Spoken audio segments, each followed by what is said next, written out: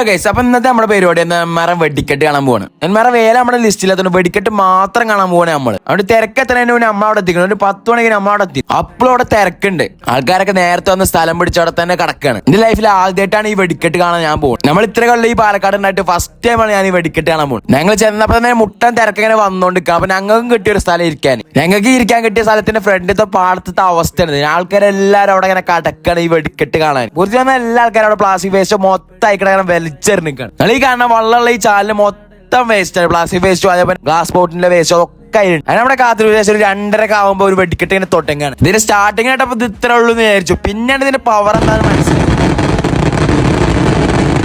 വലിയ വെടിക്കെട്ട് ഞാൻ ആദ്യമായിട്ട് കാണുന്നുണ്ട്. എനിക്ക് എന്തായാലും വെർത്തായി. പിന്നെ കുറെ പേര് പറഞ്ഞത് 4500 കിലോ ഇല്ല അങ്ങനെയാണ് ഇങ്ങനെയെന്നൊക്കെ പറയുന്നത്. പക്ഷെ അതൊന്നും എനിക്ക് കാര്യമായിട്ട് തോന്നുന്നില്ല. കാരണം എനിക്ക് ഇതിനെ കുറിച്ച് വല്ല അറിയാത്തതുകൊണ്ടും ഞാൻ ആദ്യമായിട്ട് കാണുന്നുണ്ട്. എനിക്ക് എന്തായാലും വെർത്തായി തോന്നി.